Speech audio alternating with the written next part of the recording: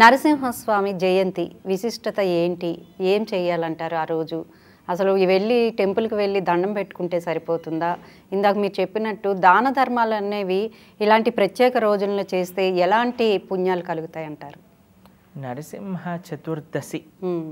ఈ సంవత్సరం మే 22వ తారీఖున వస్తుందన్నమాట.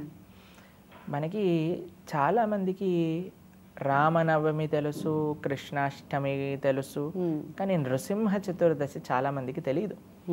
నృసింహుడు చతుర్దశి రోజున మనకి చైత్ర మాసంలో స్వాతి నక్షత్రంలో ఆవిర్భవించారు నరసింహస్వామి ప్రహ్లాదుని రక్షించడానికి. ప్రహ్లాదుడిని రక్షించడానికై అవతరించిన అవతారమే నరసింహస్వామి యొక్క అవతారం.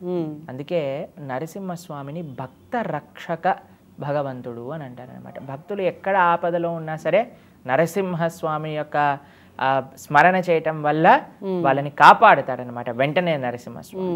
మనకి ఒక విశేషం చెప్తారు సాంప్రదాయంలో. ఆ రోజు హిరణ్యకశపు ప్రహ్లాదుని ఒక ప్రశ్న ఇస్తారు. ఓయ్, నీకు ఎక్కడి నుంచి ఇంత బలం వస్తుంది, చిన్నపిల్లవాడు అయి ఇన్ని మాటలు మాట్లాడుతున్నావు అని అంటే, బలయుతులకు దుర్బలులకు బలమెవ్వడు నీకు నాకు బ్రహ్మాదులకు అని ప్రహ్లాదుడు చెప్తాడు. బలం ఎవరి నుంచి వస్తుందంటావు? నీకు నాకు బ్రహ్మాదులకి దేవతలందరికీ ఎవడైతే బలమో వాడే నాకు కూడా బలము అని చెప్తారు. సరే, బలం ఆయన బలం అంటున్నావు కదా, ఎక్కడున్నాడు అని అంటే, ఇందుగలడు అందులేడని సందేహము వలదు చక్రి సర్వోపగతుండు ఎందెందే వెతికి చూసినా నందందే గలడు దానవాగ్రని వింటే అని అన్నారు. అయితే అప్పుడు ప్రహ్లాదుడు ఈ మాట అనేసరికి భగవంతుడు అన్ని చోట్ల ఉండే తత్వము అని చెప్పంగానే స్వామి చరాచర జగత్తులో ప్రతి చోట ఉండిపోయాడట నరసింహ రూపంలో. ఎందుకంటే ఇప్పుడు హిరణ్యకశిపు ఎక్కడి నుంచి చెప్తాడో తెలియదు కదండి. అయితే ఆయన ఇలా గద పట్టుకొని అన్ని చోట్ల తిప్పి స్తంభంలో ఉన్నాడా అని అంటే స్తంభం నుంచి బయటికి వచ్చేసాడు నరసింహస్వామి. ఆచార్యులు చెప్తారు, ఆ స్తంభంలో నుంచి వచ్చాడు కానీ మిగతా చోట్ల ఉండిపోయాడు. కాబట్టి ఎవరికి ఎక్కడ ఆపద కోరుకున్నా సరే వెంటనే వచ్చేస్తాడు భక్తుల కోసము అని చెప్తారనమాట నరసింహస్వామి యొక్క స్వరూపం.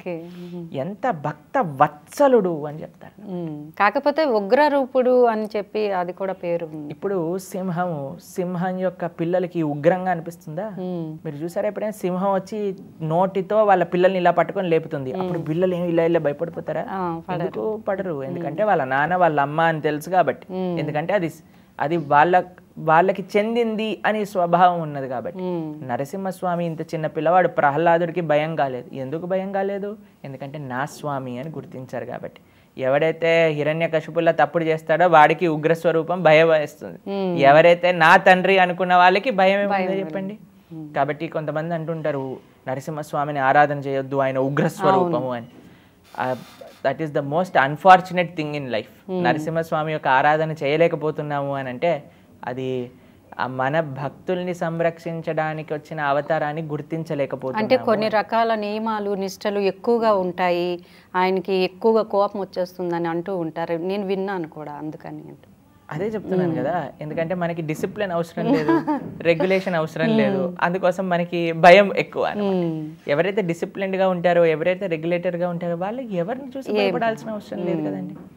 అంటే మనం దేన్నైనా తప్పు చేస్తే కానీ మనకి భయం ఇవ్వదు. ప్రహ్లాదుడు నిర్భయంగా నడుచుకుంటూ వెళ్ళిపోయాడు నరసింహస్వామి దగ్గరికి. తెలిసినా మీకు, అందరూ వణిగిపోతూ మొత్తం ముల్లోకాలు కంపించిపోయాయి. ప్రహ్లాదుడు మాత్రం స్ట్రైట్ గా నడుచుకుంటూ వెళ్ళిపోయాడు. ఎందుకు?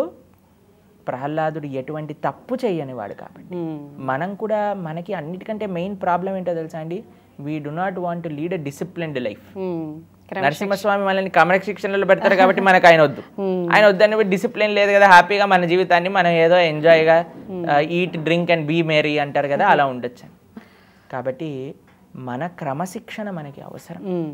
నరసింహస్వామి మనల్ని క్రమశిక్షణలోకి తీసుకొస్తారు. క్రమశిక్షణలో ఉండే శక్తిని కూడా నరసింహస్వామి మనకి ఇస్తారు. నరసింహస్వామి సాయంత్రం పూట అవతరించారు. ఎందుకంటే ఆ హిరణ్యకశిపు కొన్ని వరాలు అడుగుతారు. బ్రహ్మగారు ఎప్పుడైతే వస్తారో, అయ్యా నాకు చావు లేని జీవనం ఇవ్వు అని అంటే, అయ్యా అది నాట్ పాసిబుల్, నేను కూడా పోవాలి, నేను సృష్టించిన నువ్వు ఎలా ఉండిపోతావు, కాబట్టి అందరం పోవాలి, ఇది ఆ పరమాత్మ భగవంతుడు తప్ప మిగతా వాళ్ళు ఎవరు ఈ సృష్టిలో పర్మనెంట్ కాదు అని చెప్తే ఈయన కొద్దిగా తెలివిని ఉపయోగించాడనమాట. సరే, చావు లేని జీవనము ఎలా కలుగుతుంది అని ఆలోచించి మనిషితో కాదు, మృగంతో కాదు, లోపల కాదు, బయట కాదు, రాత్రి కాదు, ప్రొద్దున కాదు, జీవనం ఉన్నది కాదు, జీవన్ లేనిది కాదు, అస్త్రం కాదు, శస్త్రం కాదు, ఆకాశంలో కాదు, నేల మీద కాదు అని ఎన్నో ఎగ్జంప్షన్స్ పెట్టి ఇప్పుడు నేను మరణం లేని జీవనము నాకు పొందింది అని ఆయన అనుకున్నాడు. ఇప్పుడు పిల్లవాడే అంత తెలియగలిగిన వాడంటే తండ్రి ఇంకెంత తెలియగలిగిన వాడండి. కాబట్టి భగవంతుడు చూడండి అన్ని ఎగ్జంప్షన్స్ తీసుకొని వచ్చాడనమాట అవతారంలో. ఏమన్నాడు ఫస్ట్, నువ్వు పశువుతోటి కాదు, ఒక మనిషితోటి కాదు, హాఫ్ లయన్ హాఫ్ మన్, నర సింహ రూపంలో వచ్చారు. ఇంకో కండిషన్ ఏంటి, బయట కాదు, లోపల కాదు. అందుకే వాకిల్లో ఏదైతే మెట్టు ఉంటుందో, మెట్టుని ఏమంటామండి, అది బయట కాదు, లోపల కాదు, మధ్యలో. కాబట్టి మెట్టు పైన పెట్టాడనమాట నరసింహస్వామి. ఆకాశంలో కాదు, నేలపైన కాదు, ఆయన ఒళ్ళో పెట్టుకున్నాడు. అలానే అస్త్రం కాదు, శస్త్రం కాదు, గోల్డ్లతో ఎప్పుడైనా యుద్ధం చేయటం చూసారండి. కాబట్టి దాన్ని అస్త్రం అనలేము, శస్త్రం అనలేము. జీవించేది కాదు, జీవనం లేని కాదు. ఇప్పుడు చూడండి గోర్లు పెరుగుతూ ఉంటాయి, అలానే కట్ చేస్తే నొప్పి వస్తుందా, నొప్పి రాదు. కాబట్టి అది జీవం ఉన్నదే, జీవం లేనిదే, రెండు కూడా కలిగిన గోళ్ళు. కాబట్టి అటువంటి అన్ని ఎగ్జంప్షన్స్ తీసుకొని రాత్రి కాదు, ప్రొద్దున కాదు, సంధ్య వేళ. కాబట్టి సాయంత్రం పూట అసుర సంధ్య అని అంటారు చూడండి, 7 o'clock ఆ టైంకి ఆ నరసింహస్వామి యొక్క అవతారం హిరణ్యకశప సంహారం చేసిందనమాట. అందుకోసం నరసింహ చతుర్దశి రోజు సాయంత్రం వరకు ఉపవాసం ఉండటం అనేది నియమంగా చెప్తారు. దాంతోపాటు నరసింహ ఆరాధన విశేషంగా నరసింహాష్టకం, నరసింహ స్తోత్రములు ఏవైతే ఉన్నాయో వాటన్నిటిని మనం ఆ రోజు పారాయణ చేసుకోవచ్చు.